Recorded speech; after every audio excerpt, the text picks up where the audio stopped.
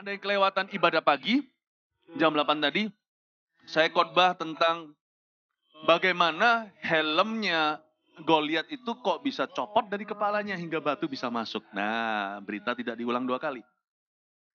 Nanti bisa, ini aja deh, subscribe aja di YouTube saya kan ada nanti khotbah-khotbah tentang Daud juga, silahkan Anda bisa ke sana. Tapi sebelum saya khotbah lanjutannya, ada banyak pewahyuan yang Tuhan berikan untuk kehidupan sehari-hari sih, bukan teori. Ada satu buku yang saya mau perkenalkan. Saya baru selesai menulis buku ini, adalah biografi Roh Kudus dalam kehidupan saya. Seperti Kisah Para Rasul pasal 29. Kalau di Alkitab berakhir 28 bukan berarti bikin Bible nih. Tapi seolah-olah my personal book of Acts. Ini buku udah habis sebelum di launching. Artinya hanya 15.000 print yang di edisi pertama, edisi terbatas. Jemaat kami udah nginden semua, jemaat kami sendiri 50.000 orang. Jadi sudah pasti gone. Saya belum umumkan ke gereja karena kebetulan saya sudah di sini dulu. Minggu depan saya khotbah di gereja sendiri, baru saya sampaikan. Jadi Anda kedapatan dulu. Anda bisa dapatkan nanti segera ke toko official store Pustaka Raja Wali, itu publishing house kami. Anda bisa beli di Tokopedia dan Shopee. Segera setelah selesai ibadah ini, kalau enggak saya garansi Anda pasti tidak akan dapat buku ini. 100%. Saya jamin tidak akan memperolehnya. Silakan saksikan ini klip very short, just a few seconds. Jadi berkat buat Anda.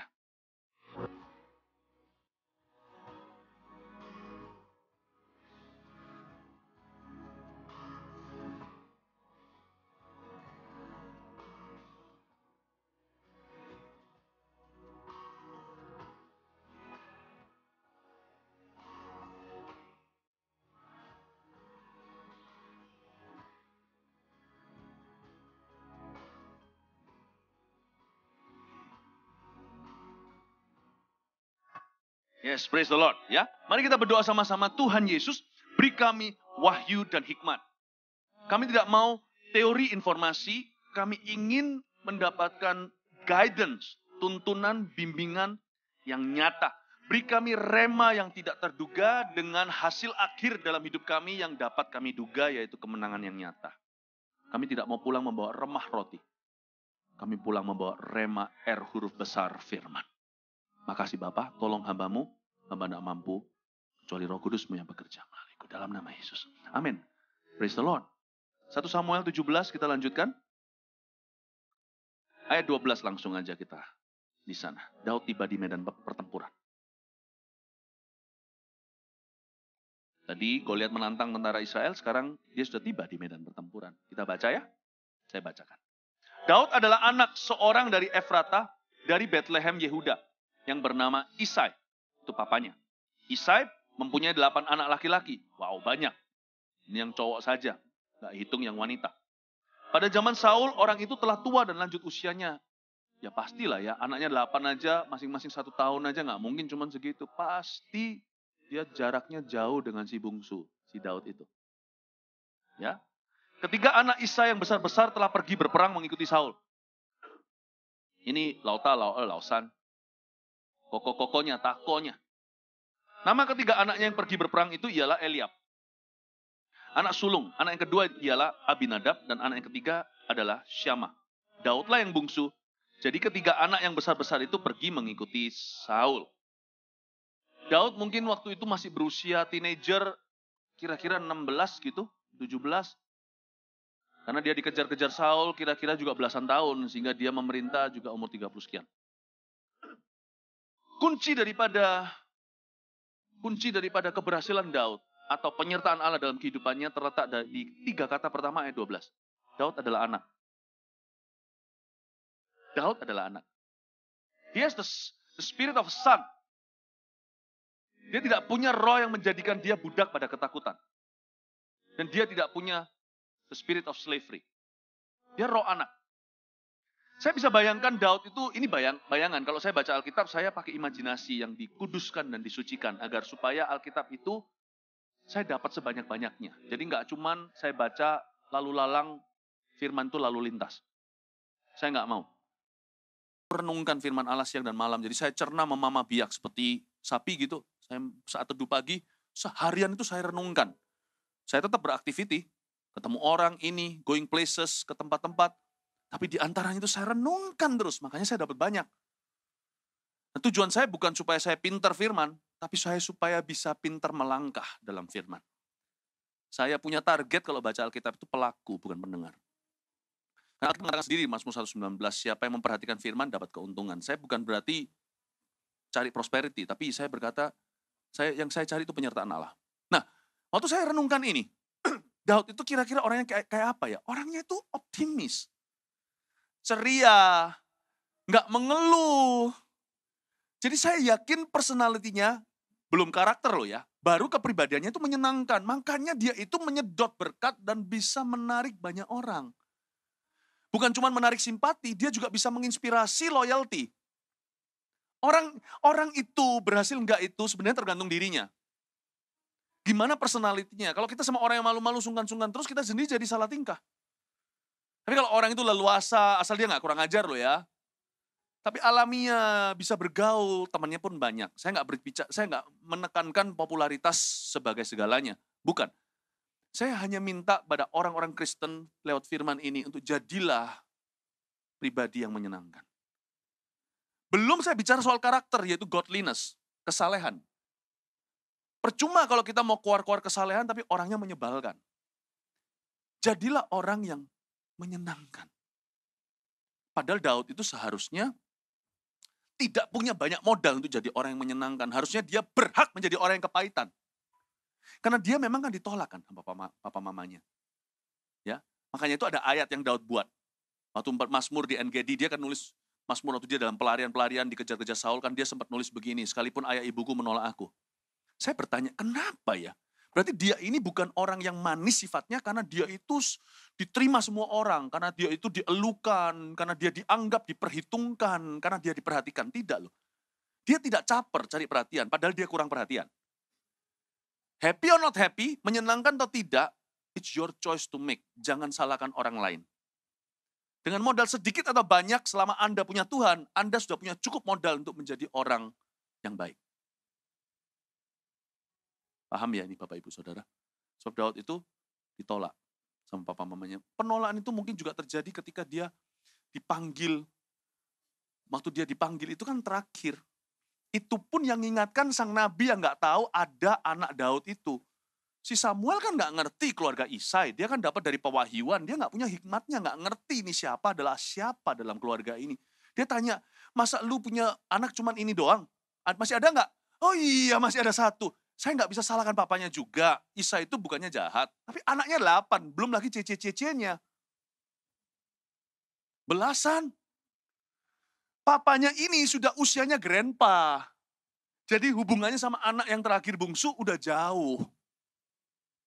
Kalau anak yang lain 1, 2, 3 diproyeksikan, di grooming for success, makanya mereka masuk tentara, masuk politik.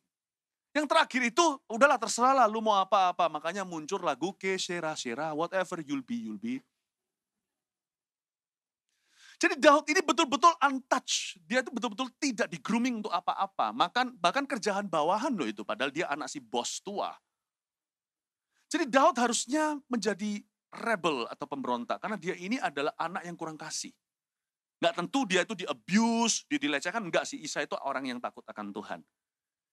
Tapi yang pasti Daud ini tidak terdidik oleh orang tuanya. Tidak diperhatikan. Siapa bilang kita itu menyenangkan kalau kondisi hidup kita menyenangkan? It's the choice you make in your heart. What type of a person you want to be.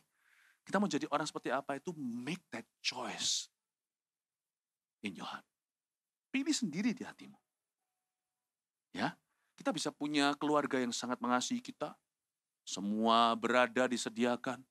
Segala sesuatu mendukung kita. Tapi tetap jadi orang yang super menyebalkan, apalagi anak manja. It's up to you. It's really up to you. Terserah Anda. Kalau saya baca inilah kuncinya. Daud adalah anak. Dia menganakkan diri kepada Tuhan dan kepada papanya. Dia tidak pikirkan kurangnya apa. Dia lakukan bagiannya. Tuhan ingin kita jangan jadi orang Kristen yang kepahitan. Jangan jadi orang anak Tuhan yang mengeluh. Kurang apa Tuhan itu memelihara orang Israel di padang gurun. Sandalnya pun tidak pernah rapuh. giginya nggak pernah ke dentist, bajunya lo nggak pernah usang. Kalau bajunya nggak pernah usang, berarti bangsa Israel itu dipelihara sampai berat badannya loh. Mereka nggak bisa beli baju karena nggak ada shopping di wilderness. Waktu itu belum ada Shopee, Tokopedia bisa beli buku. Dia nggak bisa beli sesuatu, nothing they can buy. Jadi dijaga sampai berat badannya semuanya oleh Tuhan supaya baju itu bisa fit 40 tahun kemudian. Kurang apa mereka mengeluh dengan begitu pahitnya sehingga Tuhan bunuh mereka semuanya kecuali Yosua dan Kaleb yang masuk. You could live among miracles and still be a pain in God's heart. Anda bisa hidup di tengah-tengah mujizat, tetapi akan tetap menjadi pain in the behind. Not good to say the word in church, right? Tetap menjadi beban di hati Tuhan. Tetap melukai hati Tuhan, tetap menjadi orang yang menyebalkan. Daud adalah anak. Berarti orang ini selain ceria, menyenangkan, dia itu inisiatifnya bagus. Orang yang berinisiatif. Daud adalah anak. Ya, ambillah inisiatif. Dan dia mengambil inisiatif untuk apa? Kita baca ayat berikutnya. Ya, Daud yang bungsu kan, sekarang ayat 15. Tetapi Daud selalu pulang daripada Saul untuk mengembalakan domba ayahnya di Bethlehem. Daud itu selalu pulang. Ya, mungkin dia pulangnya itu pas lagi cuti 2 minggu atau lagi Idul Fitri. Atau Sincia kali, mungkin Daud itu Hakah. Enggak, bercanda. Daud adalah orang Yahudi tulen dari suku Yehuda. Nah, Daud ini pulang daripada Saul. Dia pulang dari mana? Perhatikan, kita nggak baca semua, nggak ada waktu. Saya asumsi Anda sudah baca Alkitab ini. Nah, Daud ini sudah jadi anak emasnya Saul. Raja presiden jadikan dia staf kepresidenan. Bagian apa? Dia jadi bodyguard, bukan bodyguard untuk perang. Dia jadi pembawa tasnya Perdana Menteri. Atau kalau di sini RI 1, di situ Israel nomor yang wahid. Daud itu yang bawa kecapi, yang mainkan kecapi. Daud jadi penasihat raja. Daud itu diangkat tinggi-tinggi. Dia sudah berada bukan di medan perang. Koko-kokonya kerjaan kasaran tuh. Koko-kokonya kolonel kayak mau perwira kayak itu perang di battlefield. Daud itu di istana. Kalah kalau gini yang namanya kastanya. Daud itu harusnya bisa sok-sokan pulang ke rumah dan berkata, aku kan yang bungsu, gak pernah dipuji. Koko-koko selalu bully aku. Buktinya memang nanti kita lihat ya, kokonya memang suka bully dia. Harusnya dia pulang ke rumah show off dong. Orang yang punya roh yatim piatu pulang akan show off. Pulang akan show off. Saya nggak ngomong, kita orang Indonesia seringkali begitu, makanya keluarnya minder. Saya kasih contoh. Saya di pesawat nih dari Hong Kong mau pulang ke Indonesia. Dulu. Saya lihat beberapa tenaga kerja, dan mereka ini adalah pahlawan devisa. Kita harus mendoakan mereka, kita harus berterima kasih sama mereka. Jadi saya nice sama semua orang. Saya nggak cuma nice ke atas, saya nice ke bawah, nice ke semua orang. Sebab semua orang itu berharga di mata Tuhan. Saya ngomong-ngomong sama mereka dan sebagainya. Kalau mereka pulang, padahal pekerjaan di situ sekalipun mulia, mereka kan kerjaan kasaran. Waktu mereka pulang itu, pakai jeans yang mahal. Mereka pakai semuanya itu bling-bling semua, mungkin berlian nggak bisa. Tapi emas, apa segalanya, handphonenya lebih baru dari handphone saya waktu itu. Saya nggak apa-apa sih, orang kan harus juga bisa punya karunia untuk menikmati. Ya kan? Cuman saya keberatan sampai satu titik. Ya kan? Oke, mereka pulang mau tunjukkan. Aku sekarang orang kaya. Ya, dulu anak desa. Kalau mereka pinter, mereka tabung, mereka bisa pulang, beli rumah, beli sawah, beli sapi. Rumah kasih parabola, zaman itu sih. Sekarang sih sudah kabel semuanya, dulu parabola gitu. Wah, pulang. Tapi satu hal lagi yang membuat saya tertegun adalah, di pesawat mereka ngomong bahasa Jawa. Mbak, sampean iku loh, gini dan sebagainya. Sampai mendarat di Juanda. Ngoyu, van oke lah. Tiba-tiba ngomongnya beda. Saya waktu mereka ketemu dengan keluarga itu, mereka, mbak yang sama. Saya itu bisa perhatikan orang, saya ini gembala, jangan lupa. Saya hitung domba, saya juga hitung orang yang bukan domba. Domba mendengar suara gembalanya, gembala tahu namanya. Itu sifat saya. Saya kira-kira tahu di sini, ini berapa orang kira-kira lah. Udah hafal saya gini-ginian. Saya lihat orang itu sudah mata Raja Wali, tahu dia mbak yang sama. Saya perhatikan jeansnya, sandalnya, semuanya. Tahu nggak? Waktu tadi ngomongnya bahasa Jawa, sampai ketemu keluarganya, kok bisa bahasa Indonesianya pelat-pelat? Gak bisa. Saya nggak tahan. Saya udah bawa koper, gini kembali saya. Gak bisa, nasionalisme saya muncul. Saya pok itu Mbak, saya bilang, Mbak. Keluarganya juga kaget. Mbak, sini Mbak ngomong. Wis lah Mbak, gak usah pura-pura. Bahasa kita itu mulia. Banggalah jadi orang Indonesia. Yang J Pak.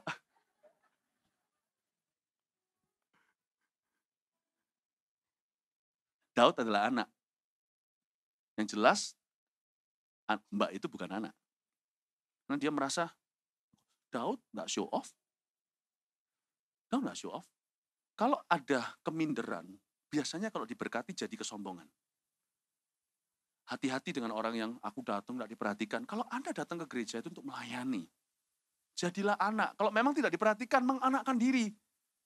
Kenapa sih kalau kita melakukan sesuatu yang baik itu harus di-recognize atau dikenali? Mengapa sih kalau kita berbuat sesuatu yang mulia itu harus dapat aplaus, tepuk tangan, pengakuan manusia? Daud loh nggak dapat itu semua. Dilupakan lagi pada waktu dia lagi dipilih Tuhan pun, padahal dia orang yang dicari Tuhan, papanya sendiri lupa punya anak demikian. Nggak kepahitan. Makanya dia disebut seorang yang berkenan di hati Allah. Bahasa Inggrisnya, a man after God's own heart. Now I understand. Orang yang after God's own heart dalam bahasa Inggrisnya itu bukan cuma berkenan pada Tuhan, tapi orang yang mengejar hati Tuhan. Bukan Tuhan punya hati yang kejar dia yang kejar hati Tuhan. Orang yang kejar hati Tuhan, no time untuk kepahitan.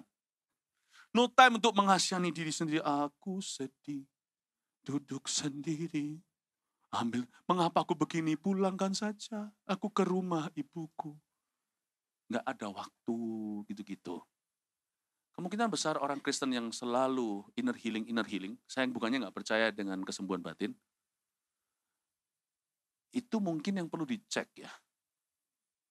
Bukan hanya dikasih obat kalau kita lagi sakit, kok terus melulu sakit itu mungkin dia perlu ubah gaya hidupnya. Ada orang Kristen yang selalu luka, kemana-mana luka batin. Saya rasa lama-lama saya nggak kepingin kasih obat deh orang itu. Saya ingin dia ubah gaya hatinya. Kalau orang yatim piatu, punya hati yatim piatu, mendingan saya jadi yatim piatu beneran tapi punya hati anak. Itu Daud. Daripada orang yang anak seharusnya berhati yatim piatu. Daud adalah anak. David was a son, though his father did not act as a good father to him. Daud adalah anak sekalipun papanya tidak berfungsi sebagai ayah. Itu yang disebut dengan anak yang tidak punya figur papa. Itu ya Daud itu. Ya, tapi dia tetap tidak mau gagal jadi anak. Gak usah diakui manusia. Kejarlah hati Allah. Amin Bapak Ibu Saudara. Ya, nah Daud ini gak sok-sokan. Dia pulang, harusnya kalau saya pulang ya. Kalau saya jadi Daud nih, punya hati yatim piatu nih. Saya pulang pasti saya tidak akan tanggalkan. Karena baju saya pasti bagus dari istana. Ini lain, bukan demokrasi loh. Ini raja. Raja itu pasti bajunya bagus. Enggak, dia menggembalakan domba tidak mungkin pakai baju istana. Enggak cocok.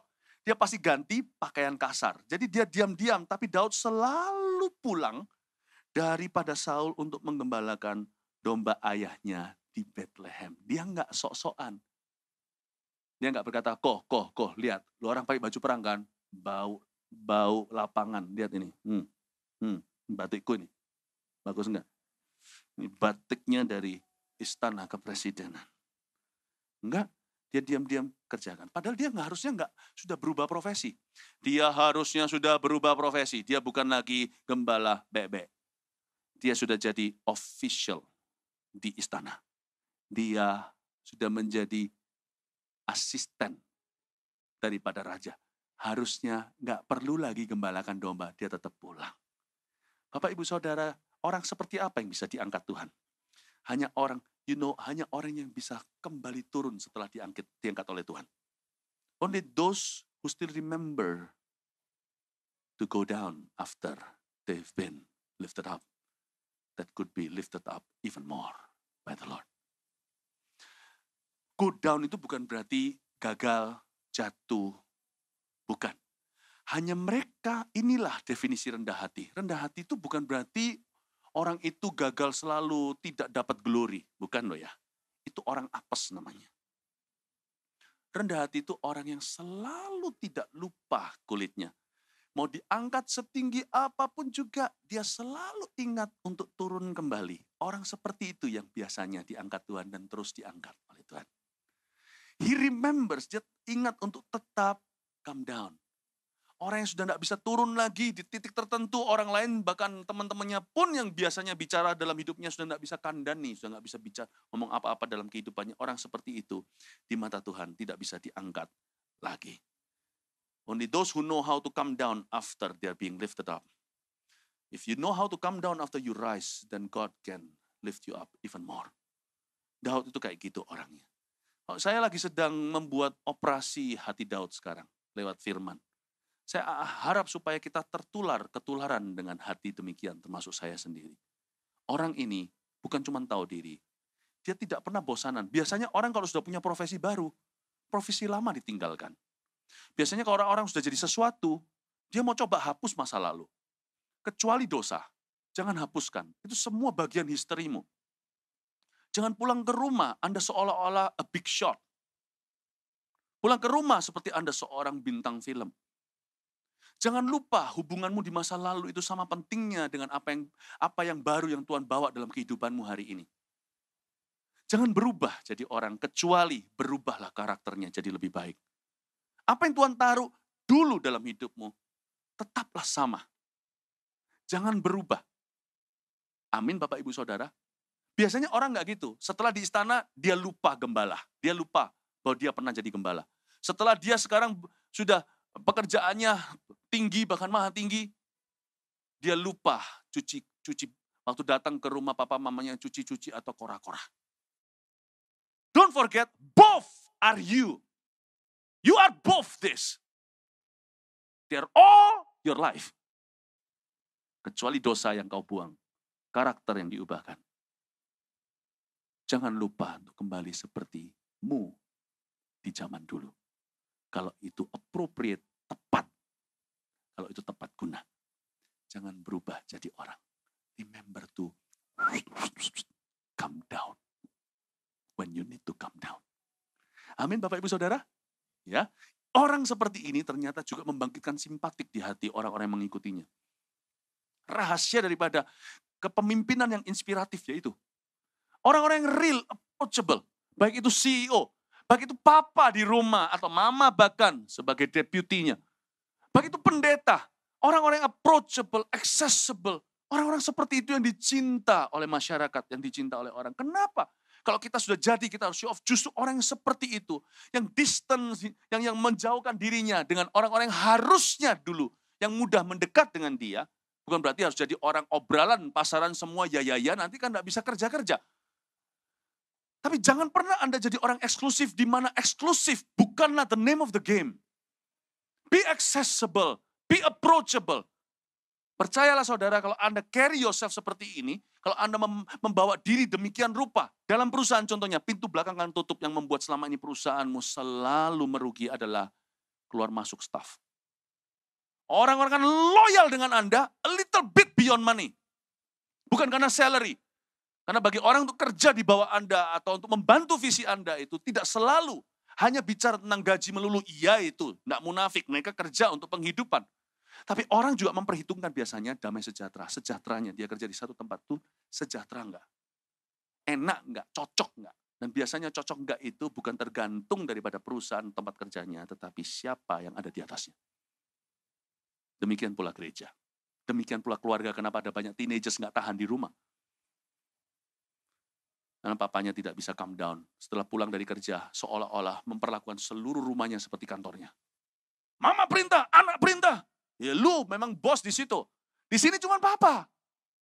Calm down, Pak. Sweet, calm down. Just be my daddy. Inilah kegagalan banyak orang. Kalau kita pelajari dari Daud ya, hidup kita akan sukses berat. Bukanlah kebetulan dengan iseng Tuhan taruh di sini. Bukan dengan iseng Tuhan taruh di dalam firman. Untuk kita jadi pembelajaran. Karena itu jangan pernah baca Alkitab cuman Asal baca doang. Renungkan. Akan muncul guidance aplikasi dalam hidup ini. Anda diberkati Tuhan? Amin. Baru beberapa ayat, ayo lanjut ya. Orang Filistin itu maju mendekat pada pagi hari dan pada... Ya, langsung orang Filistin tuh. Kita ngomong Goliat nih. Orang Filistin itu maju mendekat pada pagi hari dan pada petang hari. Demikianlah ia tampil ke depan 40 hari lamanya. Ini apa-apaan sih? Ini kan bicara soal Goliat, tiba-tiba ceritanya melompat. Gini loh, Goliat, kamu tuh maunya apa emangnya? Terus terang ya, orang Filistin di atas, orang Filistin sudah jelas-jelas bukan jauh di atas. Orang Israel bukan di liganya mereka. Saya bukan ini ya, kalau semuanya seorang petinju amatir masuk sama seorang championnya UFC, jangan main-main lah, lu cari mati. Sepak bola di Indonesia bagus, tapi belum sampai sebagus di taraf mungkin European football, soccer. Ditandingin, mungkin bisa gol 1, tapi sana pasti golnya selalu bertubi-tubi. Bukan liganya. Ya, bukan liganya. Orang Israel bukan liganya Filistin. Filistin itu monopoli besi. Jadi orang Israel yang punya senjata logam seperti pedang katakan, itu cuman rajanya. Yang bawa semuanya itu pakai batu lah, pakai ketapel lah, pakai segala sesuatu kecuali logam. Ya nggak menang lah ya. Situ pakai tombak terbuat dari logam semuanya, ujung pasah tombaknya Filistin itu 7 kilo sendiri, ujungnya doang, itu belum semuanya. Kayak orang barbel itu loh. Kalau pentungnya aja 10 kilo, itu tambah 10, itu gede, itu berat. Yang di sebelah sana, yang sana pakai apa? Yang sana pakai pacul.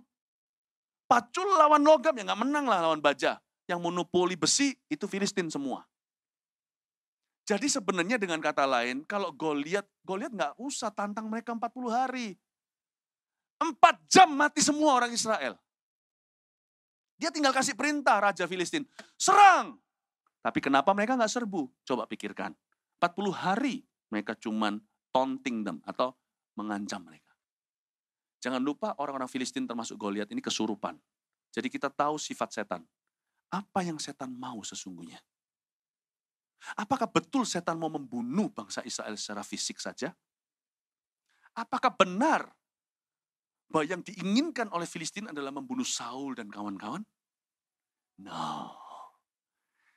In order supaya kita bisa overcome temptation, melawan pencobaan dan mengalahkan, memenangkan peperangan dan mengalahkan roh-roh jahat di udara. Untuk kita bisa lolos dan lulus dari pencobaan, kita harus tahu maksud setan, supaya kita juga paham maksud ilahi Allah dalam setiap ujian hidup kita itu apa. Setan tidak mau uangmu. Setan tidak mau pernikahanmu. Setan tidak ingin kesehatanmu. Kalau setan mau, dia bisa serang di area itu kalau Tuhan tidak lindungi. Karena mereka, Saul sudah ditinggalkan Tuhan, kalau itu apalagi ditinggalkan Tuhan. Filistin monopoli baja. Habislah bangsa Israel, jangankan 4 jam. Mungkin 1 jam 40 menit, amblas, habis semua, tak tersisa itu. Kenapa 40 hari, setiap hari sekali? Goliat keluar, kamu semuanya pecundang. Kamu kira kamu bisa? Keturunan Abraham ya? Hahaha. Udah. Besok muncul Yakub. Abraham kan sudah. Ishak Yakub sekarang. Yakub, Israel kan kalian. 12 suku. Suku apa semuanya? Kalian orang lemah.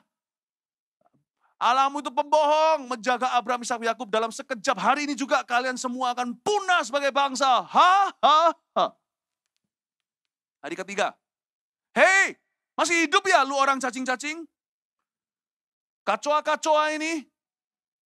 Doalah sama Tuhanmu. Doalah, mungkin dia tertidur. Hahaha. Mau apa sih? Mau apa sih? Pernah nggak dulu SD? Waktu saya SD dulu tuh suka berantem. Membuat saya jadi jagoan di sekolah dulu, saya nggak bangga. Adalah karena saya tidak basa-basi dan babi ibu. Teman-teman saya kalau dulu kena pundak dengan pundak ini. Apa? Kalau di Surabaya kan ada pakai bahasa Jawanya, opo. Saya nggak pakai opo-opo. Saya pulang dari Taiwan. Ya, di sana hukum jalanan beda. Saya umur 6 tahun dan nakal di situ. Saya pulang ke Indonesia pertama kali orang sama saya, apa? Dia cuma bilang, apa sekali langsung tangan saya main. Apa? Bluk, langsung dia KO. Karena dia tidak aware, dia tidak sadar, dia apa, dia buat semuanya vulnerable to me.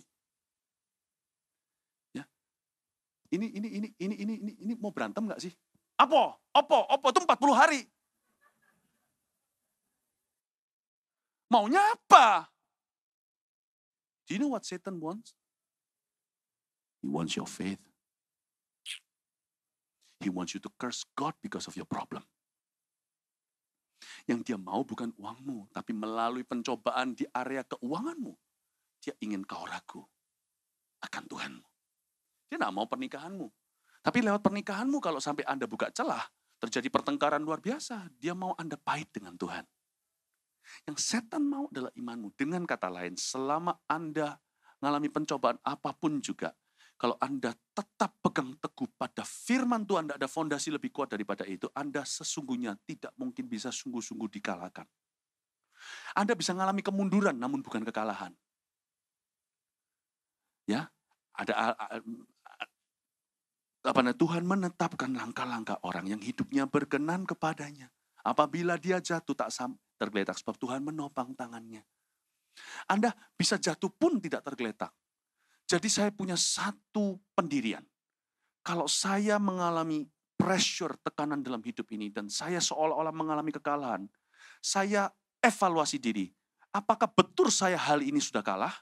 Selama saya masih bisa taat pada firman Tuhan, tekun percaya, pegang teguh pada firman, saya selalu kedip dengan setan dan berkata, see you the next round.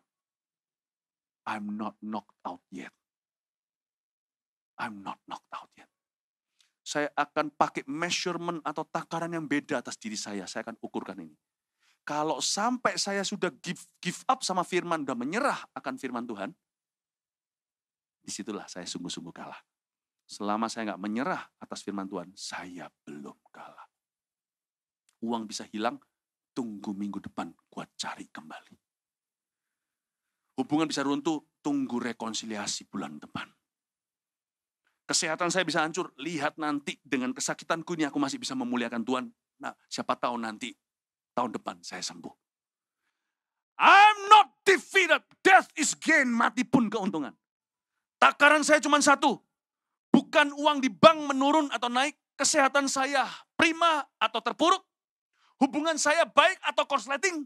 Takaran saya satu, kalau hari ini saya masih mau dibentuk oleh Roh Kudus, masih mau pegang teguh pada firman, firman masih bisa bicara dalam hidup saya, I'm not done. Oh, ada yang mau tepuk tangan? Tepuk tangan buat Tuhan. I'm not done. Tapi kalau saya punya segala sesuatu, tapi saya sudah give up sama firman, I'm done. I'm done for. Saya sudah selesai. Over. Game over. Jadi jangan lihat akunmu, hartamu, kesehatanmu, sekelilingmu, gunung beranjak, bukit bergoyang pun. Tapi kalau Anda tidak beranjak dari Tuhan, Tuhan juga tidak beranjak dari Anda. Kasih setiaku tidak akan beranjak daripadamu. Dengar Bapak Ibu. Jangan pernah lihat hal-hal yang fana untuk mengukur apakah Tuhan masih ada di hidupmu atau tidak. Lihatlah yang tidak fana, yang kelihatan di dalam hatimu. Kalau Anda masih pegang teguh firman, Tuhan masih ada di hidupmu. Dan belum selesai. Kalau dia belum muncul, nantikan, kata Habakuk. Dia pasti akan datang tepat waktu. Amin Bapak Ibu Saudara. Jadi orang Kristen yang kuat on the inside. Di dalam sini. Saya sedang ajarkan lewat pelajaran hari ini tentang Daud. Untuk kita menjadi orang yang spiritually strong. Orang yang kuat rohani itu bukan orang yang kelihatan religius. Orang yang kuat rohani yang berprinsip di dalam. Di sini itu ada batu karang yang teguh. Makanya ada pepatah berkata, biarpun hatiku dan dagingku habis lenyap, gunung batuku dan keselamatanku, bagianku tetaplah Allah selama-lamanya. Ini adalah inward strength. Ini adalah Zoe life, kehidupan yang tidak kelihatan di dalam kita. Itulah cikal bakal hidup kekal. Dan Daud mengerti akan hal itu. Yang dicari oleh Goliat adalah ini. Berarti nanti cure-nya atau antibiotik obatnya, remedinya bukan pedang tombak. Karena itu Daud berkata, kamu datang menghadapiku dengan tombak dan pedang. Aku datang dengan nama Tuhan. Aku tahu jenis ini nggak bisa diusir. Hanya iman yang bisa mengalahkan. Karena itu Yohanes berkata, apakah kemenangan orang Kristen, anak-anak Tuhan? Iman yang mengalahkan dunia. Selama di dalam hatimu masih ada iman, sekalipun iman itu nggak gede. Mungkin kalau dalam masalah nggak ada orang yang imannya GR besar sekali, nggak ada. Mungkin pas-pasan, tapi adakah iman? Tuhan tidak berkata berapa besar iman. Adakah iman? Iman sebesar biji sesawi aja kalau masih ada, berarti Tuhan belum selesai dengan Anda. Terlalu dini untuk melemparkan kain putih. Dan berkata, game over. Mungkin Anda sendiri bersalah. Saya ngerti kadang-kadang yang membuat kita susah adalah kita ada salahnya di dalam hal-hal itu. Tapi kalau hari ini 1 Yohanes 1 digenapi, yaitu Anda mengaku di hadapan Tuhan. Lalu terbuka lebar untuk dituntun melalui konsekuensi bahkan, nggak apa-apa. Tapi Tuhan, saya bertobat. Bagianku ku selesaikan, tutup buku dengan Engkau. Lalu kalau gara-gara dulu masalahku dan bahkan salahku, ya masalah itu pasti ada yang salah. Namanya aja salah. Kalau itu adalah salahku, aku selesaikan. Tapi kalau itu ada nanti hubungannya dengan orang belum selesai, kan saya bukan Tuhan. Nah itu Tuhan yang selesaikan. Kan untuk itu kau tebus aku. Bukan berarti orang begini itu saya enak saja. Tapi kalau sudah nasi jadi bubur, sekalian doakan buburnya sebelum dimakan. Tuhan sudah telat, aku membuat masalah. Masalah ini juga ada salahnya. Kalau memang bukan salahku, ya aku bisa punya keyakinan penuh akan pembelaanmu. Tapi kalau ada salahku gimana? 1 Yohanes aplikasikan. Tuhan ampuni aku. Dan lakukan bagianku untuk bisa lakukan kalau memang aku perlu berlutut di depan orang itu untuk bisa mengambil kembali kepercayaannya atau apa terserah. Tapi kalau sudah lakukan semaksimal mungkin tetap tidak bisa mengubah, ya untuk itulah aku punya Tuhan kan. Kau pertama-tama disebut penebus dalam hidupku, berarti aku harus salah dulu untuk bisa kau tebus. Berdamailah dengan dirimu sendiri dan berkata, ampuni aku, lalu move on. Damai sejahtera bukan berarti seenaknya. Bagianmu tetap lakukanlah. Kalau itu bicara soal hutang piutang. Anda punya hutang sama orang, jangan suruh Tuhan tutup hutangmu. Anda yang harus bayar hutang. Dan berkata, ngomong sama orang yang miutangin Anda, Tuhan sudah ampuni saya. Tuhan akan kembalikan hutang. Jangan begitu. Jangan begitu. Tapi hatimu harus damai. Move on dengan dirimu sendiri sudah bisa settle. Lalu bisa move on, bisa lanjut kehidupan. Tanggung konsekuensi tanpa condemnation atau tanpa dakwaan. Anda bukan lagi tersangka, Anda tebusan.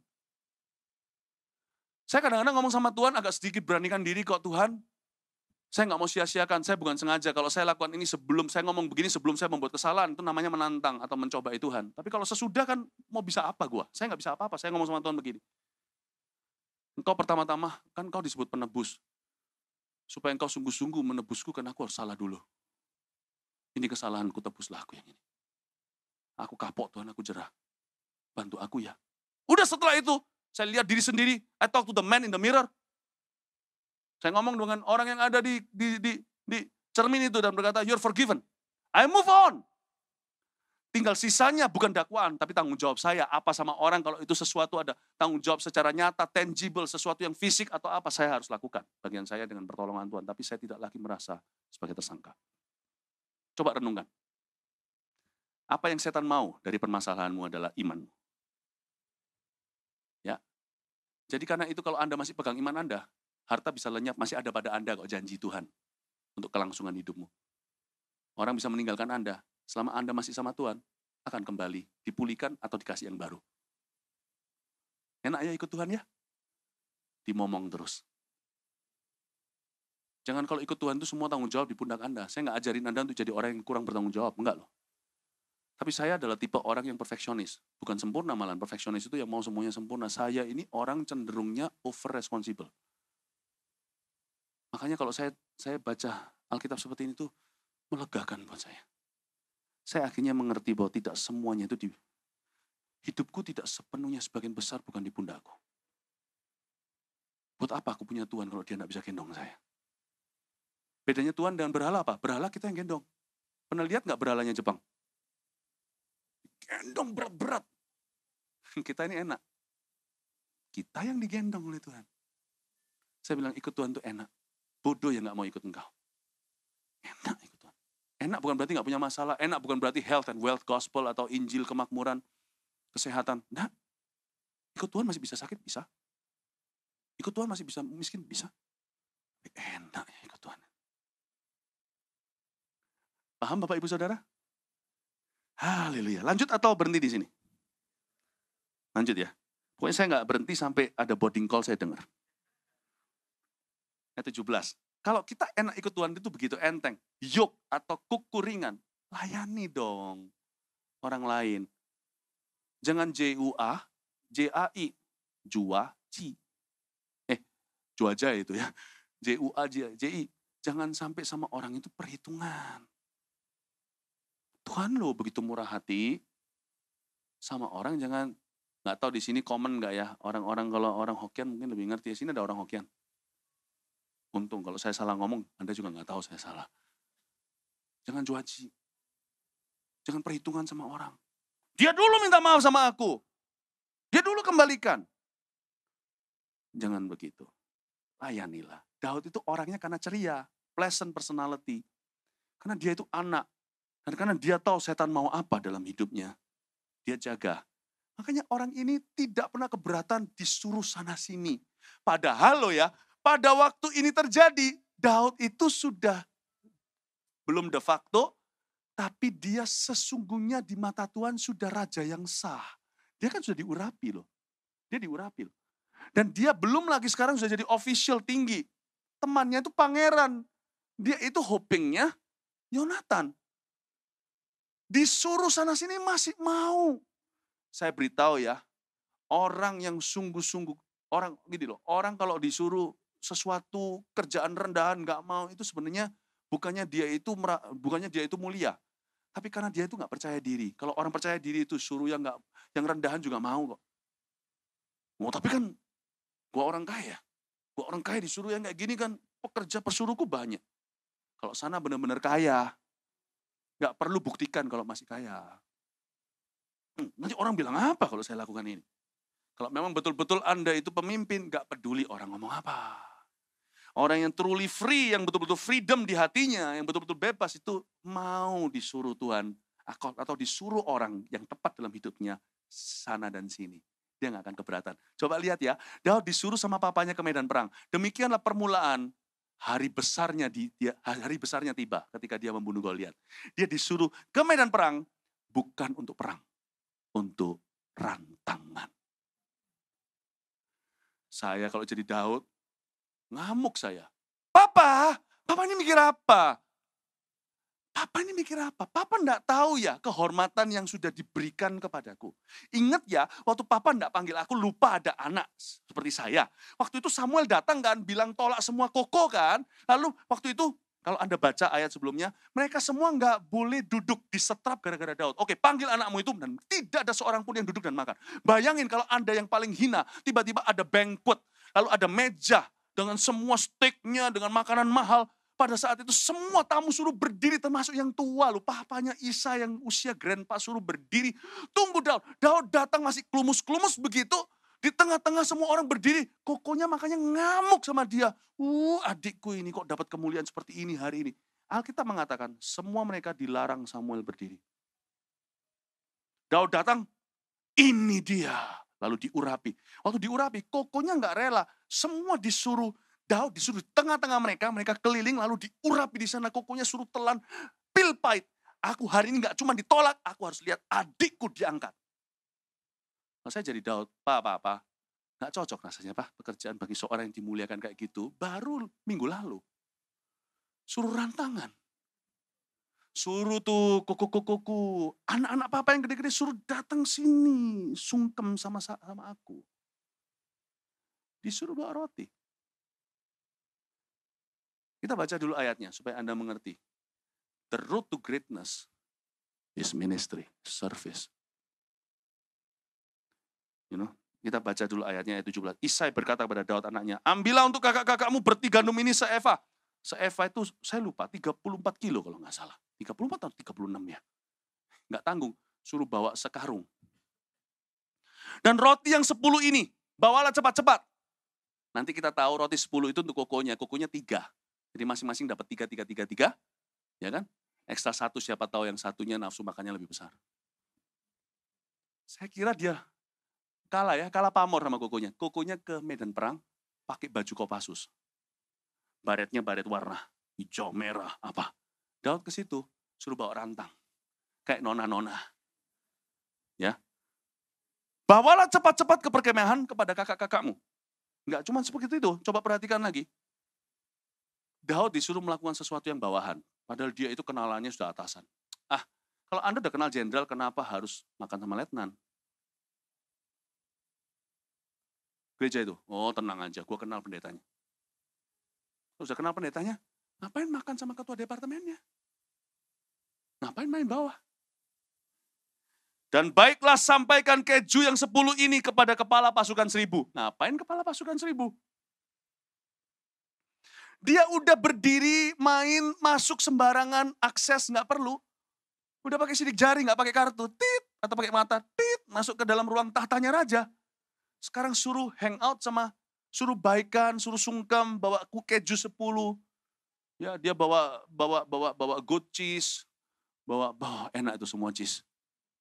Dia bawa 10 cheese itu kepada kepala pasukan 1000. Tengoklah apakah kakak-kakakmu selamat dan bawalah pulang sesuatu tanda dari mereka.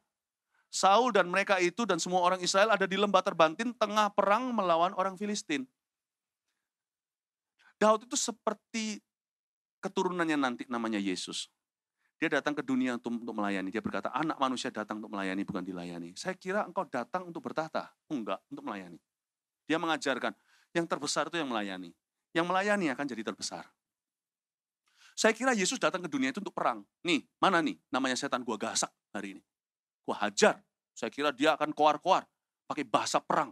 Gua habisin tuh setan. Enggak. Dia datang melayani. He came to serve. And as a result, he defeated the devil on the cross. Setan kena pukul telak di luar dugaannya. Dia kira dia akan menghadapi pedang, tombak. Datanglah seorang anak Allah. Anak tunggal Allah. Datang melayani, merendahkan diri, tidak menganggap kesetaraan dengan Allah sebagai sesuatu dipertahankan, mengosongkan dirinya, mengambil rupa seorang hamba, dan taat sampai mati di kayu salib. Setan garuk-garuk kepala, apa-apaan ini? Dia nggak ngerti rencana Allah. Bom disalib, mereka tertawa, hari ketiga bangkitlah. Ternyata setan dikalahkan, tercuri semua jarahan. Dengan hati yang melayani. Like Jesus, David came to the battlefield to serve. And thus defeated the devil. Let me tell you, the victory, kemenangan dalam kehidupan Anda, baik itu dalam segala sektor hidup Anda. Kemenangan Anda tidak ditentukan peluru yang Anda bawa, kepandaian Anda. Kemenangan Anda ditentukan dengan takaran hatimu melayani Kristus dan sesama. Kunci victory, glory, itu ministry. Ministry saya tidak bicara soal gereja program saja. Saya bicara tentang hati yang mengalah.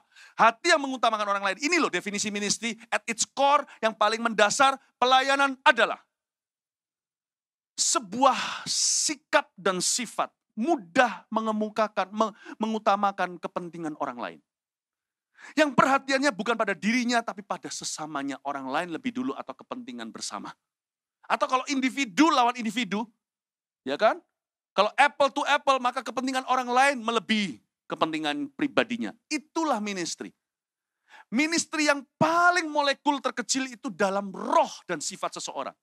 Percuma kita di dalam pelayanan yang formalitas, yang diprogramkan kalau kita punya sifat, bukan sifat Daud. Orang seperti ini akan menjadi duri di dalam daging Kristus, yaitu tubuhnya. Pelayanan akan kelihatan sekali dengan orang yang selalu tanya sama orang itu, how are you, bukan basa-basi. But I really want to hear about you. Bukan orang yang ketemu sama orang cerita tentang dirinya melulu, tapi selalu mendengarkan dulu. Oh gitu, sampai orang yang kita dengarkan sungkan sendiri. Oh dari tadi ngomong tentang saya ya, bagaimana dengan Bapak? Anda akan lihat bahwa ada orang yang punya spirit ministry, ada yang tidak punya. Tapi semua orang dalam ministry. Jangan sampai pelayanan Anda ditolak sama Tuhan. Aku bernubuat, mengusir setan. Tuhan berkata, aku tidak kenal kamu. Hatimu tidak seperti hatiku. Mirip sih, domba mirip kambing. Kambing mirip domba maksudnya. Bapak ibu saudara mari kita pelajari. Daud itu bawa rantangan. Dia juga gak sok-sokan mentang-mentang dia kenal RI1. Dia datang tuh sungkem dengan kepala 1000. Harusnya dia bisa gaya-gayaan. Gua kenal bos lu. Sifat, lu gak tahu gua siapa ya. Gak ada pada dirinya. Gua kenal bos lu. Ngapain gua main sama lu? Enggak. Ini loh, keju 10. Semoga suka ya. Jadi tipe orang yang sekalipun kenal sama pendetanya, gitu ya. Ngomong ini konteks gereja, kan ini ibadah. Pendetanya. Tapi dia kalau sama koordinator apa, juga tunduk. Padahal dia sama pendetanya itu gini. Bahkan kadang-kadang pendetanya pun sungkan sama dia. Tapi bisa sama koordinator yang sudah dibandingkan pendetanya mungkin kelas hansip, dia bisa tunduk. Disuruh ini ngikuti, dia nggak mencoba mengubah peraturan. Gue kenal pendetanya, ngapain ngikuti peraturan kamu? Peraturannya suruh datang jam 7, datang jam 7. Doa sekali. Doa pengerja katakan, nggak tahu lah, saya nggak ngerti konteks Anda. Doa sesuatu. Nggak cuma bisa langsung naik melayani, Anda ikut. Ya saya tahu, Anda kenal RI1. Ya saya tahu, hai Daud, kamu orang favoritnya Saul. Tapi sama kepala 1000, dia tetap datang dan melayani. Makanya Anda tahu nanti kebangkitan, kebangunan kerajaan Daud. Beda sama Saul. Dari atas sampai bawah, dia terima yang namanya loyalitas atau kesetiaan. Tidak heran orang ini diangkat Tuhan itu menyeluruh. Kalau Saul diurapi itu pakai tabung, Daud pakai tanduk. Yang dukung dia itu hidup, bukan program. Kehidupan kanan kiri berkata, rajaku. Mara mereka berebut. Bahkan suatu hari ketika Daud pun jatuh salah pun, ini agak sedikit, saya kasih perkecualian, saya kasih satu pandangan yang lebih jauh. Jangan salah, jangan jatuh dengan Batseba loh ya. Tapi pada saat dia demikian rupa dirusak sama Absalom, itu orang-orang berebut sampai berantem untuk rebut dia. Orang-orang Israel dan Yehuda. Tidak heran orang ini diikuti orang. Nggak cuma diikuti orang loh ya. Saya ngomong gini bukan berarti Tuhan lebih rendah dari Daud. Nggak heran. Dia diikuti Tuhan. Diikuti Tuhan. Yang kesengsem itu Tuhan. Buktinya Tuhan menyebut dia nenek moyangnya. Tuhan itu memilih untuk dilahirkan dari suku Yehuda. Disebut anak Daud, celikan mataku, kata Bartimeus. Itu kalau ada Roh Kudus yang kasih hikmat itu, untuk panggil Yesus begitu, orang itu nggak sembuh. Saya ngerti orang kayak gini, itu loh yang dicinta Tuhan. Mari kita berkaca, apakah kita begitu nggak? Di dalam society masyarakat, di gereja, di rumah, di tempat kerja, kita begitu nggak? Kita begitu nggak? Ya, jangan sampai pilih-pilih orang. Ya, jangan sampai kita sok-sokan. Jangan punya spirit seperti itu, apalagi di Jakarta, ya ampun, banyak itu. No. Be nice. Ke youth koordinator youth-nya. Kepada ketua sekolah minggunya. Jangan lupa loh, anakmu di tangan mereka. Isai juga pinter nih, juga lihai. Dikasih 10, kasih ke kepala 1000. Karena kepala 1000 lah yang bisa pasang nanti. Anaknya itu di depan atau di tengah. Bukan Saul. Pinter Isai ini. Isai ini juga pinter. Ini dia itu smart lapangan. Saya rasa Isai itu ada darah Indonesia.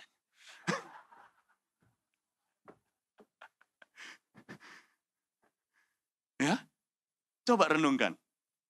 Dia datang membawa roti. Lalu, ayat 20. Lalu Daud bangun pagi-pagi. Ditinggalkannya kambing dombanya pada seorang penjaga. Lalu mengangkat muatan dan pergi seperti yang diperintahkan Isai kepadanya. Sampailah ia ke perkemahan ketika tentara keluar untuk mengatur barisannya dan mengangkat sorak perang. Orang Israel dan orang Filistin itu mengatur barisannya, barisan berhadapan dengan barisan, lalu Daud menurunkan barang-barangnya, meninggalkannya di tangan penjaga barang-barang tentara. Berlari-larilah Daud ke tempat barisan, sesampai di sana, bertanyalah ia kepada kakak-kakaknya, apakah mereka selamat. Saya juga suka sekali komitmen. Ini menurut saya dibutuhkan oleh seluruh manpower Indonesia. Harus dimulai dari gereja spirit ini, karena gereja dihadiri oleh berbagai macam orang, linear segala macam. Politikus yang Kristen juga ke gereja.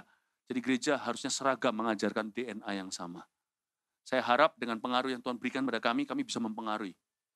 Ya, mempengaruhi. Sehingga gereja-gereja mulai meniru semuanya. Jadi saya senang kadang-kadang dikenal itu baik kalau kita bisa mengarahkan mata kepada Kristus dan untuk mempengaruhi untuk hal-hal yang mulia. Saya berdoa supaya kami semakin berpengaruh, supaya kami bisa mempengaruhi. Nggak usah pengaruhi orang dunia dulu. Nggak usah kita sendiri jadi politikus, pendeta nggak usah jadi politikus. Pendeta jadilah pendeta. Jadilah pendetanya politikus. Jadilah pendetanya pengusaha. Jadilah pendetanya papa mama, jadilah pendetanya anak muda, jadilah pendetanya semua. Jadi gereja juga sama ya lakukan. Jadi spirit ini harus dimiliki. Nanti kalau sudah dapat ini, mereka nanti yang keluar bukan dengan bendera gereja di masing-masing linear, di marketplace, di politik, di mana-mana. Mereka nanti akan jadi governors, orang-orang yang akan memerintah. Nah itu nanti akan membawa DNA yang sama. DNA-nya apa? Daud bangun pagi-pagi. Anak muda umur 16 tahun itu susah bangun pagi. Dia bangun pagi-pagi, menunjukkan dedikasi. Manpower kita butuh begini. Saya percaya kalau kita menabur dengan benar, satu orang demi satu orang, Indonesia akan berubah.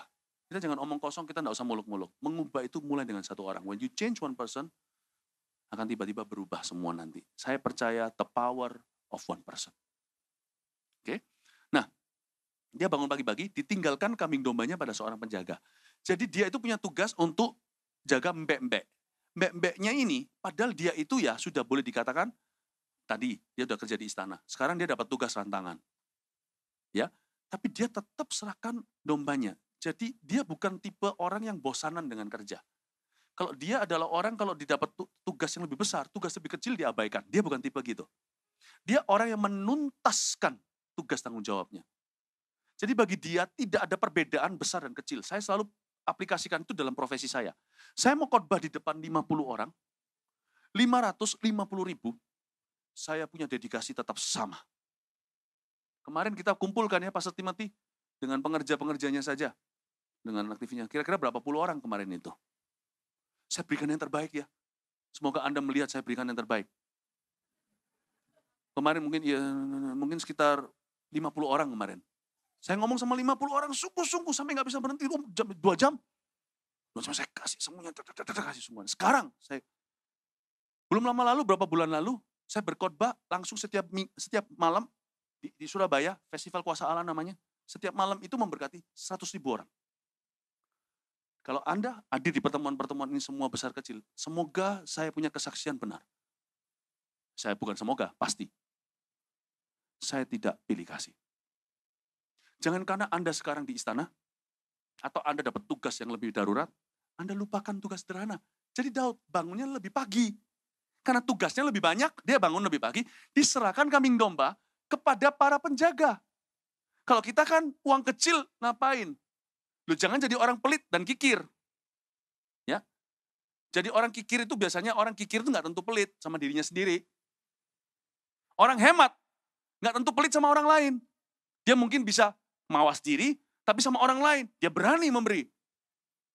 Biasanya, orang yang berhasil dalam keuangan, dia tahu sen terakhirnya uang. Aneh ya, orang yang detil dengan keuangannya, tahu sen terakhir, rupiah terakhir, berapa perak terakhir itu di tangan mana. Orang begitu tambah kaya. Orang yang sama, itu kan cuma xiaoqian, cuma uang kecil. Orang gitu selalu jadi orang kecil. Sorry, ini saya nggak ngomong orang kecil, orang berdasarkan dengan uang. Tapi kalau mau bicara tentang takaran daripada sukses finansial, kadang-kadang kita juga harus jujur mengatakan, jangan kira kalau orang itu tidak semua, saya tidak bisa pukul rata, semua ada perkecualian. Tapi biasanya orang kalau merit, kalau sampai satu titik secara financial glory, itu karena dia detil dan teliti dengan keuangan. Karena itu jangan pernah kira kalau orang kaya akan suka memberi kalau dia hatinya tidak diubahkan Tuhan. Justru orang kalau tambah kaya, tambah perhitungan seharusnya, kalau secara duniawi. Gereja tidak dibangun di atas dasar orang kaya, tapi di atas dasar orang yang murah hatinya. Kaya atau miskin. Saya beritahu sama semua, jangan pernah kita itu kira kalau ada orang-orang berada lalu kita proposal, jangan pernah gitu. Karena mereka semua adalah businessman yang mahir, investor semua. If I give you, what's in return for me? Jangan pernah ministry begging sama orang-orang hanya karena mereka punya status. Don't ever do that. You be so surprised, akan terkejut. Gereja mula-mula dibangun di atas dasar termasuk Barnabas yang namanya Yusuf. Dia memberikan rumahnya, itu bukan orang kaya. Dia misionaris. Orang murah hati. Ya, saya ngomong begini adalah, berarti kita harus detil dengan uang kecil. Tapi kalau orang-orang kaya diubah hatinya, dia menjadi bendahara kerajaan sorga. Orang miskin, harta diubah, dia akan menjadi orang yang juga bendahara kerajaan sorga. Tuhan tidak lihat jumlahnya, tapi persentasinya. Bapak, Ibu, Saudara, saya jelaskan terlebih dahulu. Daud menyerahkan kambing dombanya berapa ekor doang kepada orang lain. Dia punya tugas besar, masih tahu uang kecil. Dia serahkan. Nih, kalau saya sudah punya bisnis gede, saya dulu mulai dengan bisnis kecil, toko atau apa kecil. saya pasti jadi orang cenderung, ya udahlah, lupakan. Itu mau gimana, bro-brolan, mau bocor, mau lubang, saya nggak peduli. Daud nggak gitu. Orangnya itu holistik. Makanya dia itu bisa dipercaya sama Tuhan, a kingdom. Orangnya holistik banget. Jadi dia sudah punya besar itu, dia masih take care yang kecil. Bangun pagi-pagi, tolong ya. Ini nanti kasih makannya biasanya jam segini. Domba yang satu namanya Agus. Domba yang satu namanya Sean the sheep. Ini kasih jam. Kok bisa ya? Orang udah jadi konglomerat, masih bisa nggak bosen dengan pekerjaan yang awal mula, yang kecil. Makanya dia konglomerat. Nggak semua konglomerat demikian loh ya. Saya kasih semua perspektif yang lengkap. Semoga dengan apa yang saya khotbahkan ini fair buat semua. Dan saya ngomong sejujur-jujurnya karena mulut saya ini disumpah oleh Tuhan. Nah, orang ini begitu rupa. Makanya itu dia detil. Nggak cuman itu, pekerjaan yang now, yang sekarang pun, yang kini, dia detil juga. Ayat 22 sekali lagi, Daud menurunkan barangnya dan meninggalkannya di tangan penjaga-penjaga barang tentara. Jadi koko-kokonya punya ini 10 roti ya, ditulis di sana, Eliab, Abinadab, ditulis. Harus tulis. Saya ini dulu pernah tinggal di boarding house soalnya waktu saya sekolah di Singapura. Ada kira-kira 50 orang, 2 rumah. Itu orang Thailand ada, orang Malaysia, orang Singapura pun ada 1-2 yang dimasukkan boarding house. Lalu juga ada, waktu saya masih kecil, masih SMP maksudnya. Ya, saya tinggal di sana. Jadi kita kalau beli makanan itu harus ditulis, kalau nggak gitu habis. Bayangin, a bunch of teenagers semuanya. Satu rumah. Oh, ada roti nganggur, habis. Ada gigit pun tetap habis. Saya tulis di sana, saya beli waktu itu krim soda, sukaan saya. Zaman itu saya nggak ngerti gula. Saya tulis sana Philip Mantova. Pertama, habis. Besok tinggal setengah. Saya tulis Philip Mantova, don't touch. Saya kasih makanan juga habis semuanya. Memang nggak tahu di Singapura terjadi kelaparan. Akhirnya saya tulis Philip Mantova. Saya tulis di sana hepatitis B. Nggak ada yang berani pegang loh makanan saya di kulkas itu. Ayam saya utuh. Soda saya tidak berkurang, tapi saya dihindari semua wanita. Daud datang, tulisin sendiri ke penjaga barang. Ini punya Koko. Baru dia pergi. Tanya, Ko, are you okay? I love it. Ini orang yang kerja nggak dibayar, mana ada tulisan Isai kasih dia estate apa-apa, warisan. Punya anak ini aja lupa. Dia kerja juga nggak disuruh, nggak dimonitor, nggak ada CCTV. Dia kerja karena dia adalah anak. Dia kerjakan semuanya ini karena dia respect Tuhannya pertama. Dia respect dirinya. A self-respecting person. Saya nggak dibayar pun saya akan kerja. Dan cepat lambat saya akan dibayar. Karena nilai saya tergantung performa saya. Kalau sekarang saya disalahpahami, di underpaid, suatu saat my pay, bayaran saya akan menyertai dan menyamai. Karena Tuhan saya itu just, adil. Dia nggak tentu fair, bukan fairnya manusia, but my God is just. Allah saya adil. Kalau kita hari ini melayani, bukan karena disuruh, bukan supaya kita dapat pengakuan.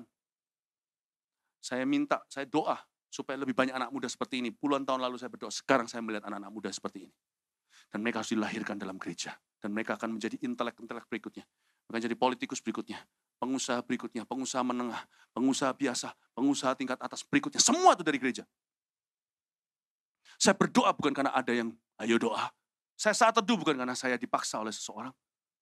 Saya melayani. Saya kerjakan bagian saya. Saya kerjakan. Because I respect my time. Daud itu orang kayak gitu. Dia punya satu vitamin yang luar biasa. Ini kita harus punya semuanya. D jangan kurang ya. Saya baru tahu nih.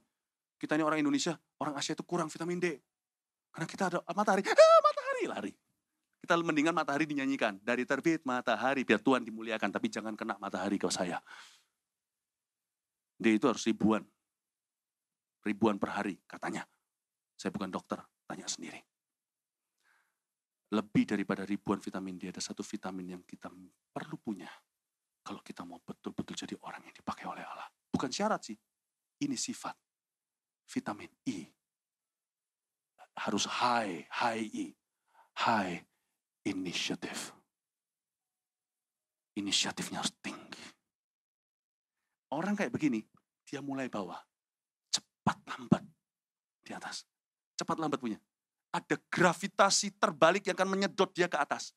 Orang yang di atas, padahal bermental budak, cepat lambat gravitasi menarik dia ke bawah. Percayalah, heaven's gravity. Ya, percayalah. Makanya ada pepatah mengatakan begini di Amsal.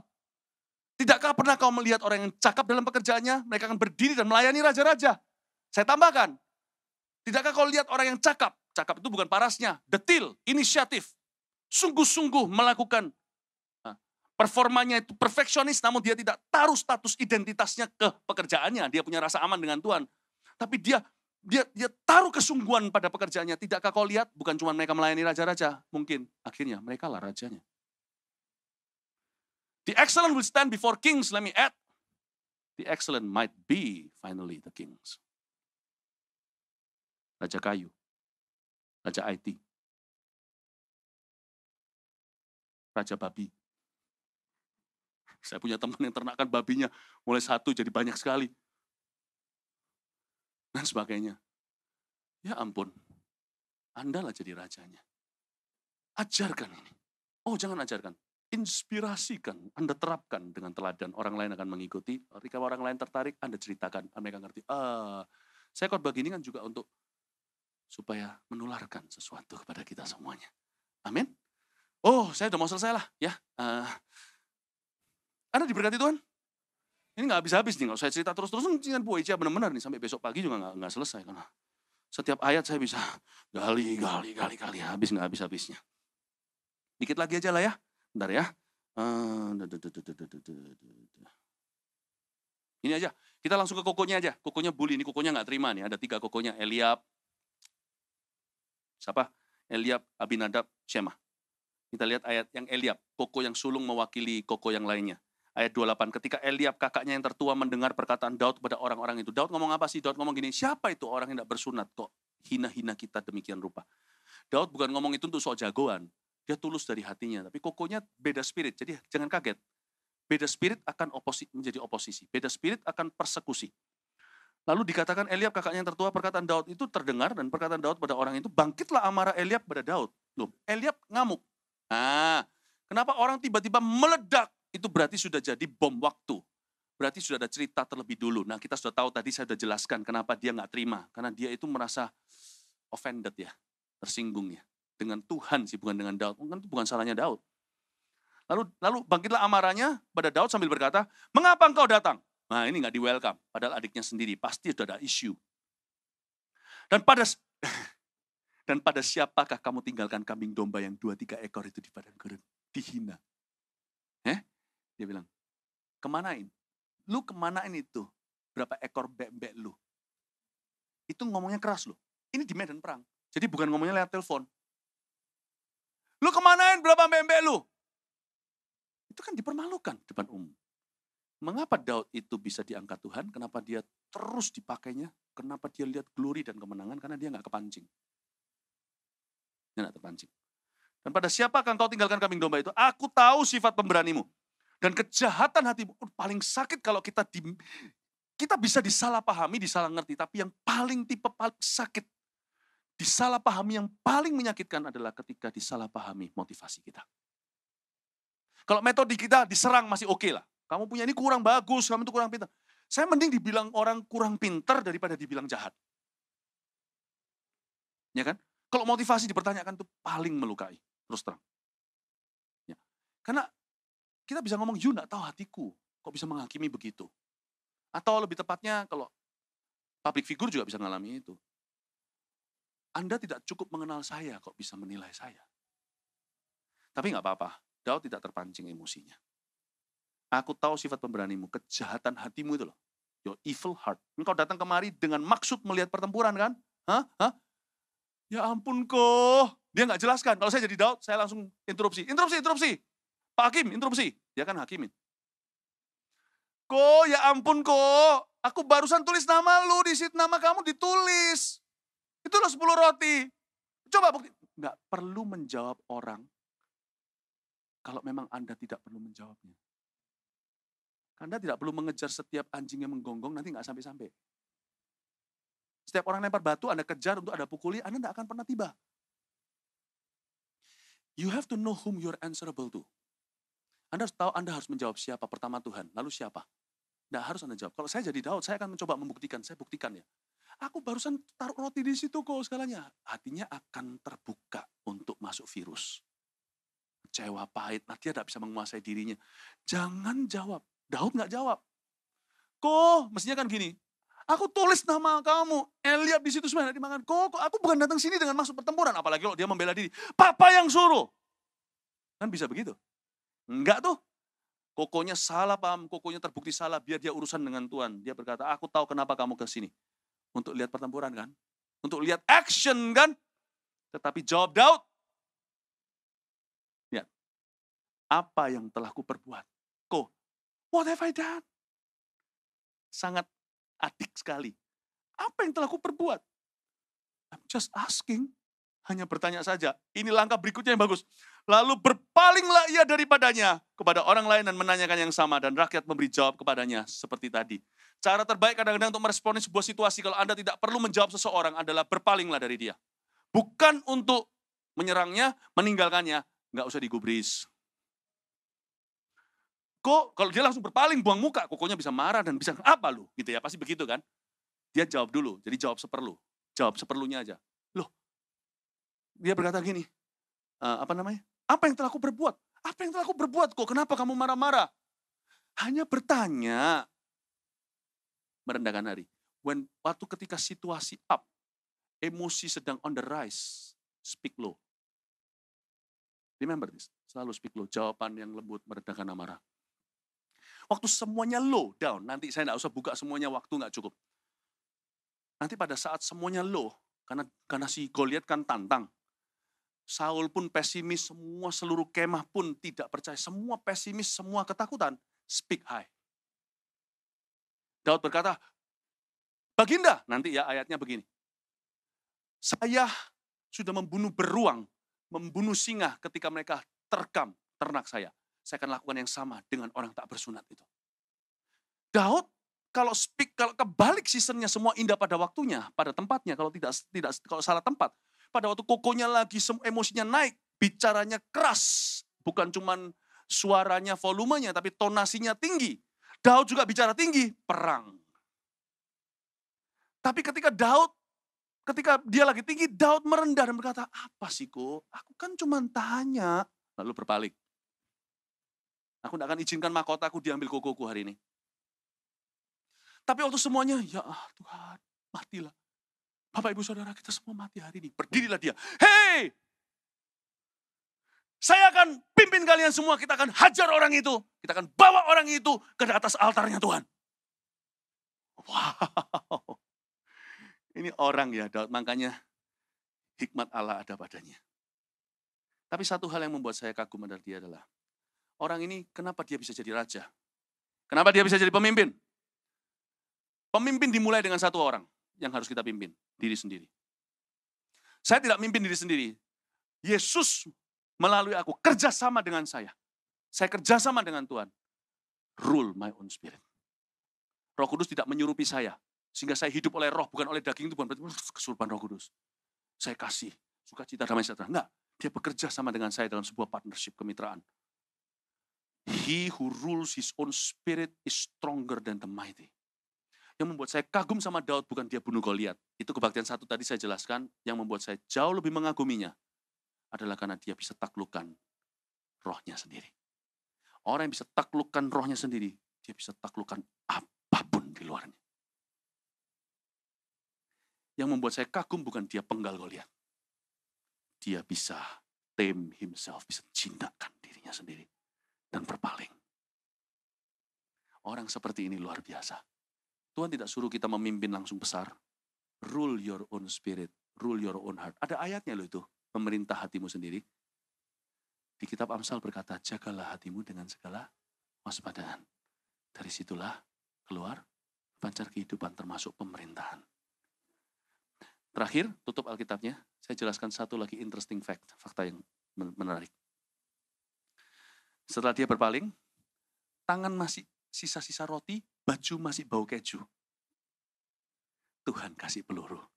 Ketika kuota hati melayani Anda mencapai satu titik, tiba-tiba muncul lampu biru, ting, hijau sih, kok biru. Ting, Anda tahu bahwa waktunya telah tiba. Kalau Anda charge handphone Anda dari yang merah, teng, terus tiba-tiba jadi hijau, Anda tahu waktunya sudah tiba. Ketika hati melayani sampai satu titik, kita tidak akan pernah wisuda, melayani itu seumur hidup soalnya. Tapi satu titik hatimu cukup matang dengan kasih, kesabaran, kelemah lembutan. Ting! Datanglah peluru. Tuhan baru sediakan di tengah melayani. Tuhan akan sediakan ketika kau minta kemenangan. Tuhan akan kasih batu itu. Ketika dia melayani cukup matang, hatinya sudah dipandang berkenan, ting, Tuhan bilang sama dia, ambil dari dasar kali. Diambillah 5 batu. 5 batu dimasukkan ke dalam kantongnya, kenapa dia ambil 5? Apakah dia jaga-jaga, nggak percaya nanti kalau meleset? Bukan. Saya nggak tahu motivasinya, saya nggak coba selidiki. Kenapa Daud ambil 5, sedangkan yang kepake cuma 1 doang.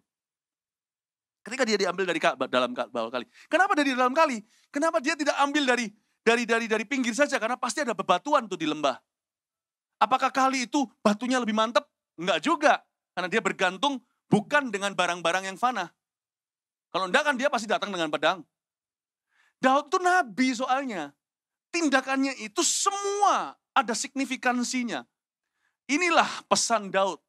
Yang tidak tertulis langsung secara Alkitab, harus ada interpretasi dari hati yang dekat dengan Roh Allah. Apakah itu? Segala sesuatu yang Anda ambil dari dasar yang dalam hubunganmu dengan firman dan Roh Kudus, gak akan ada yang sia-sia.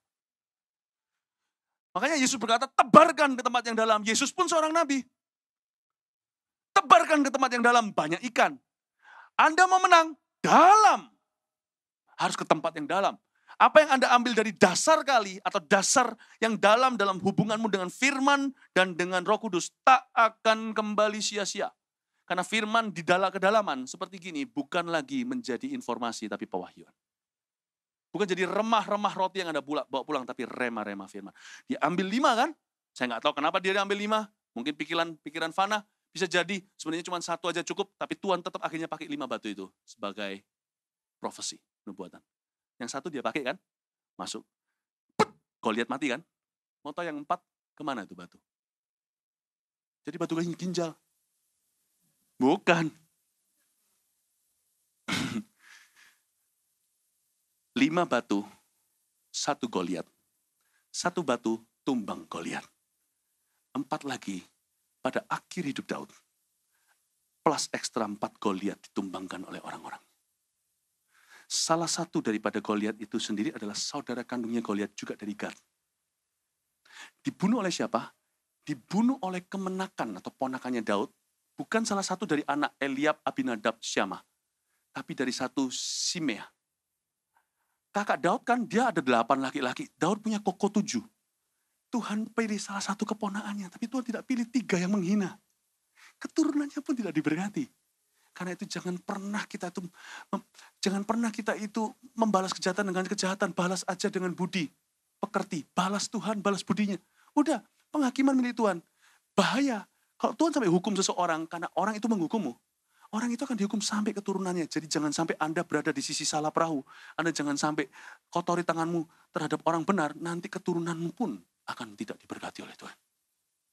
Tapi salah satu dari kokonya, anaknya itu, namanya Yonatan pula. Kelihatannya, sekalipun nama Yonatan cukup umum, kelihatannya dia terinspirasi dengan hubungannya dengan Daud. Mungkin dia, kokonya berkata, biarkan anakku ini ikut kamu. Sama adiknya, dia cukup rendah hati. Dek, kamu ikut aja. Kenapa Yehuda dipilih? Yehuda itu baik. Sama Yusuf, ketika Yusuf ditaruh di dalam sumur, dia yang berkata jangan dibunuh, dijual aja. Bukan berarti dia khianati, tapi dia jaga supaya jangan terbunuh adiknya. Tuhan pilih Yehuda. Kenapa? Simea itu beritahu, kamu ikut aja. Semoga kamu akan menggantikan tempat Yonatan bagi Daud. Daud kan kehilangan teman. Semoga sekarang kemenangan ini bisa jadi pembawa senjatamu. Dia bisa jadi companionmu kemana-mana. Ikut aja. Bangkitlah dia menjadi salah satu wujud batu itu. Dia bunuh adiknya Goliat. Omnya bunuh kokonya. Dihajar, dibunuh. 4 batu. Sisanya menjadi 4 pahlawan Daud yang bunuh sisa raksasa. Makanya hari ini punah. Sisa 5, 1 dipenggal Daud, 4 dipenggal oleh sisanya. Let me tell you one thing. God is not done with you in your lifetime. Serve Him, serve others. Layani Tuhan, layani orang lain. God will begin with your children. Allah akan mulai dengan anak-anakmu. Anak-anakmu lah batu-batu hidup untuk kerajaan Allah. Kasih tepuk tangan bagi Tuhan. Oh haleluya. Mari kita semua bangkit berdiri.